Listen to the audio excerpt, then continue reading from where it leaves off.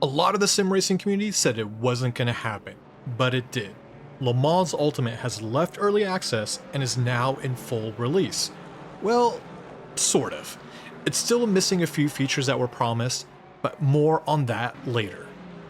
With Le Mans Ultimate going full release, it is a bit of a redemption arc for Motorsport Games.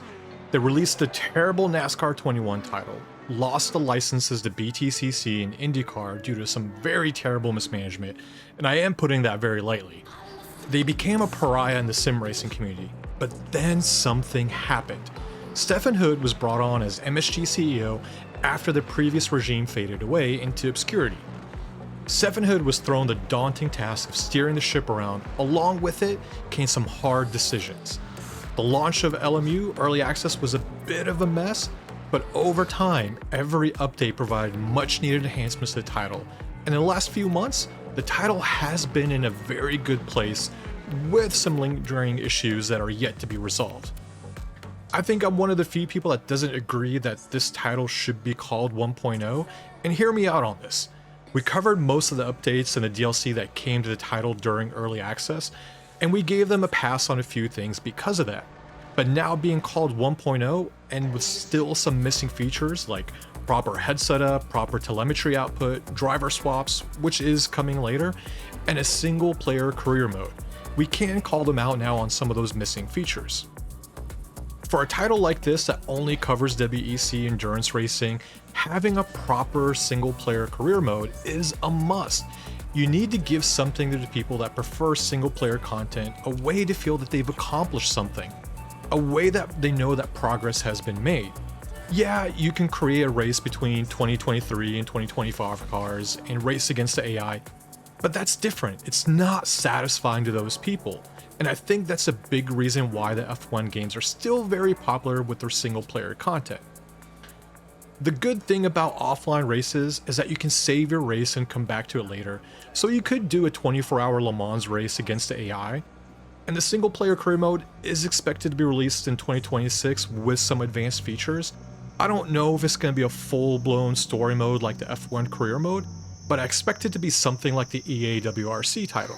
While we are getting the negatives out of the way, I mentioned not being able to adjust the HUD, and to some people that can be distracting and might want to turn something off or move them to a different location. That is something I'd like to see happen in the future.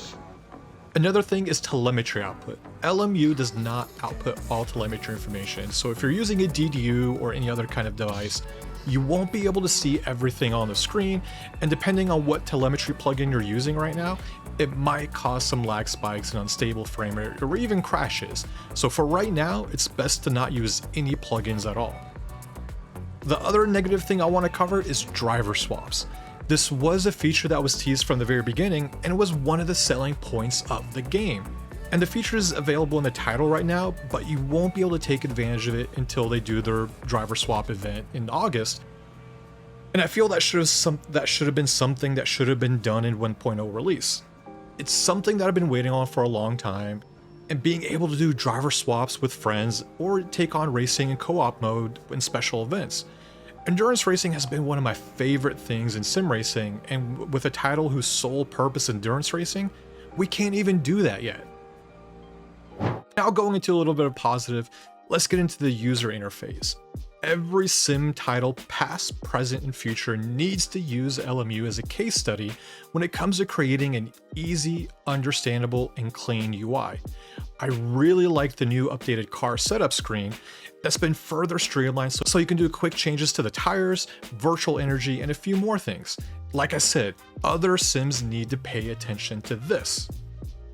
Now getting into the graphics, under the hood of Le Mans Ultimate is still the old R-Factor 2 engine.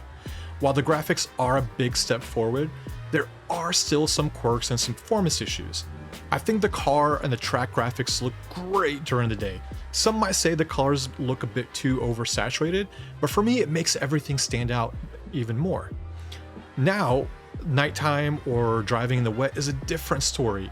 Even when running everything at Ultra 1440p with the 4090 graphics card, things start to look a bit too cartoonish and performance does take a bit of a hit. I noticed that some tracks like Interlagos, the lines appear jagged and only begin to smooth out at close distances, and I can chalk this down to how anti-aliasing is implemented. I would love for LMU to bring in SMAA, DLSS, or FSR in the future to help clean that up and even improve frame rate. The other quick thing I want to talk about when it comes to graphics is there needs to be a way to be able to perform some of our own post-processing or upload custom LUTs to give people the ability to adjust colors to their liking, just like with ACC and AC. Now moving on to the sounds, Le Mans Ultimate does a great job with the musical tones of the different engine notes, turbo whine, brake squeal, and tire lockup. Being able to hear distinctly the different cars with their engine notes driving next to you really helps put you in the sim world, especially when you can tell the difference of each car sound. The Porsche, it sounds like a bag of angry bees behind you. The Mustang has that loud growling V8, and the Aston Martin Valkyrie has that screaming Banshee V12, bringing you back those memories of the 90s F1 cars. And while we're keeping with the cars, we get the entire WEC lineup for 2023, 2024, with livery updates for the current 2025 lineup, if you purchased all the DLC or are a subscriber to Race Control. If you've already owned the title or just bought it, you're going to get access to the Mercedes-AMG GT3, the Aston Martin Valkyrie, with the skin update to the BMW M4 GT3, bringing it up to reflect the new Evo version. Later this year, we'll get the lineup for the Le Mans European Series, and they've already teased us with Silverstone coming as part of that lineup. And a while ago, Le Mans did a survey, and one of the most requested features was historic cars and tracks. So here's hoping that's coming soon too. The handling physics of this title is really where it shines, and it's been a constant work in progress, but it has always been an improvement for the better. Every car has its own unique characteristics in the way it drives. You can't just drive the Mercedes GT3, for example, in the same way you drive the McLaren and be able to extract the most out of it. And that makes sense because the first car is a front engine car and the other one's a mid engine car. And the same can be said for the LMP2 cars and the hypercars. You need to learn and leverage the characteristics of each car to get the most out of it. But once you learn the car and are able to get it closer and closer to the limit, it rewards you with better lap times. But if you go over the limit, then you're gonna find yourself in the gravel, or worse off, the wall. When it comes to the GT3 cars, I think Le Mans Ultimate hit the sweet spot in terms of handling and tire model. You need to spend a few laps warming the tires up before being able to push hard. But if you're constantly hot lapping, tire degradation is going to become a thing. And it's not going to be such a big thing, in the short sprint races, but you will need to learn to manage them in the longer races along with fuel consumption. For the longer races, you have to be smart with your tire and fuel strategy. And it's not necessarily always going to be the faster driver that's going to win. You have to be smart with your strategy. For me at least, the LMP2 cars feel okay to good, and nothing really to brag about. I believe more can be done to bring them up to the level of the GT3 cars. But while we're on the topic of the hypercars, LMU has implemented the hybrid system perfectly. You can adjust the power deployment, the battery you're charging, and more on with the onboard MFD or your wheel, bring you really closer to the real-world counterparts. I do have to exclude the Valkyrie from the list because it doesn't have a hybrid system. There's only a monstrous V12 strapped to the back of that thing. Until we get a single-player career mode or co-op, the meat and potatoes of this game is its multiplayer. It can be a lot of fun when the lobbies are clean, but because it's free, it does invite the riffraff arcade racers to it, which can be a detriment to the racing at times. And I did find myself about 50-50 when it comes to good clean races or twisted metal levels of mayhem. In the multiplayer, you have hosted sessions akin to iRacing with the races going on at all time, or player-created sessions.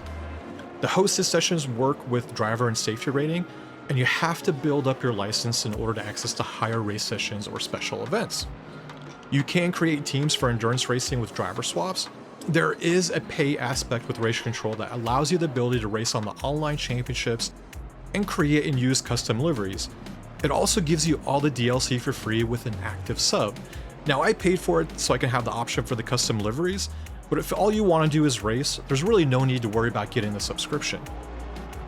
I did forget to mention, if you do want to create your own lobbies for you and your friends, You will need to pay for the servers just like iRacing, and you can do all that in Race Control. You buy some credits, and it gives you the ability to create any session you want.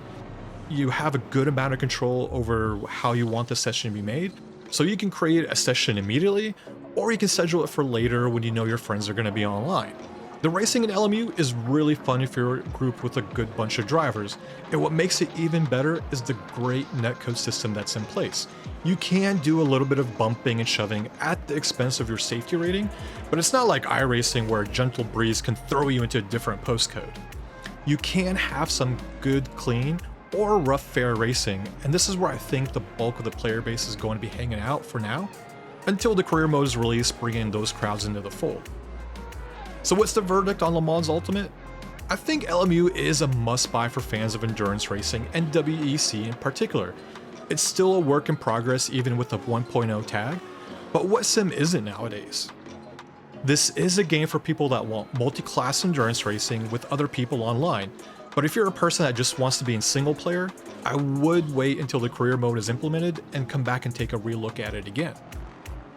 There is still a lot of work to be done and some question marks when you factor in MSG's past, but I think LMU is a step in the right direction. With how Studio 397 has been updating the title, I'm really optimistic for its future, and I think it's going to hold a solid top 3 spot when it comes to sim racing titles once they bring in all the promised content and fix some of the lingering issues. Well, that's it for me, guys.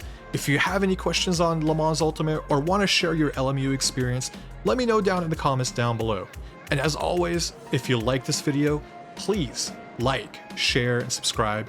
It really helps us out. And until next time, have fun racing. Later.